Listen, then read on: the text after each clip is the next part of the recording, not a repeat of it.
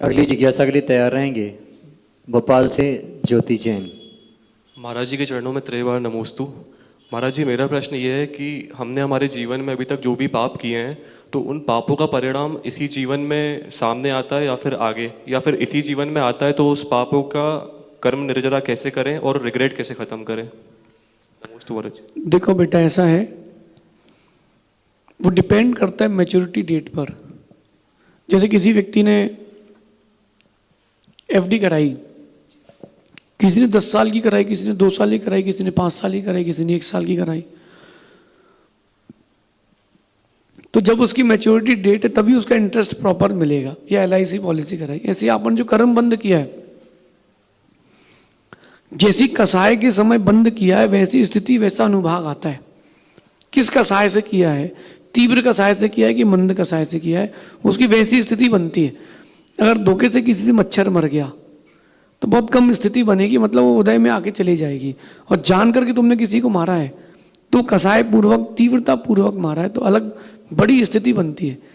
अब वर्तमान में जो बंधे कर्म है वो वर्तमान में भी उदय में आ सकते हैं, आगे भी उदय में आ सकते हैं। जितना बड़ा कर्म बंध होता है उतनी देर से उदय में आता है और उतने लंबे समय तक के लिए आता है। जैसे किसी व्यक्ति ने 70 कोड़ा कोड़ी सागर का बंद किया तो उसका 7000 सागर बाद आएगा, अभी नहीं आएगा, अभी उसको रेस्ट, लेकिन उतने लंबे समय तक के लिए आएगा, क्योंकि वो उसका आबादा काल ऐसा रहता है। तो बेटा, अगर आपने कर्म किया है वर्तमान में कोई भी अच्छा बुरा, तो वर्तमान में उदय में आए, जरूरी नहीं है। हो सकता है कि पूर्व का पुण्य बड़ा गाढ़ा और तीव्र हो, हाँ, लेकिन अगर पुण्य कमजोर होगा तो वो उदय में आएगा। अब रही बात वर्तमान के, वर्तमान उसको समाप्त करने के लिए तो गुरु हैं आपके पास। अपने गुरु को आप सारी बातें निश्चल बालकवत बताइए ताकि वो उसकी शुद्धि करे।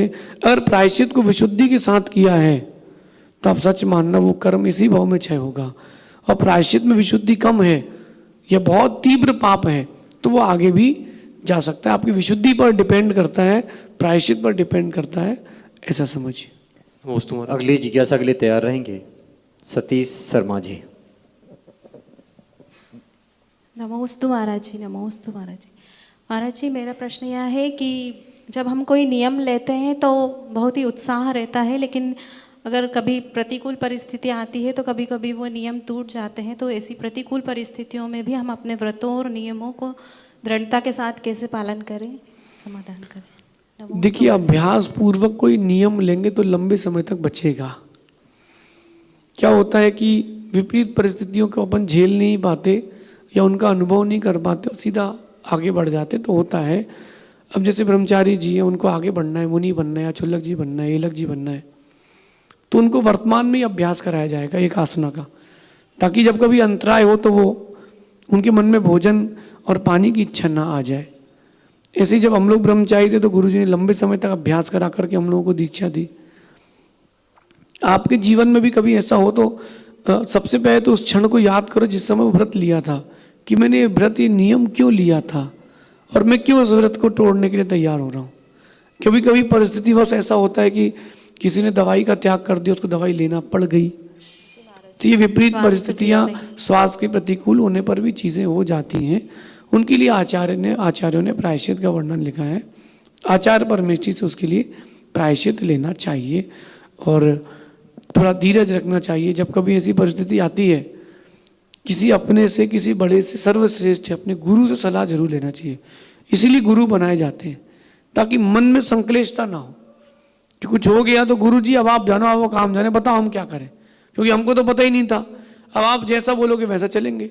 एक बात लिखी है भगवती आराधना ग्रंथ में, प्रत्येक ज्ञान का सेवन भी कर सकते हैं मुनिराज गुरु आज्ञा से।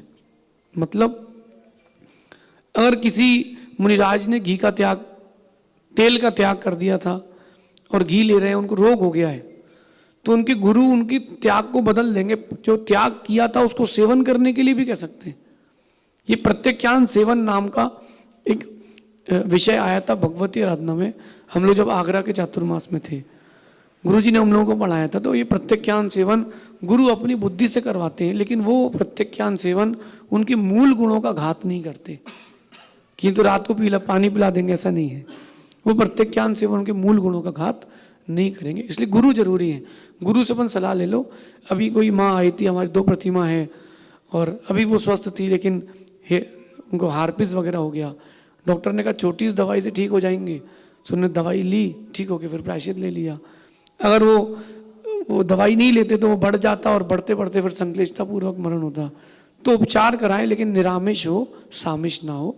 गुरु हैं तो सर्वश्रेष्ठ है, उनसे पूछें, ऐसा समझिए।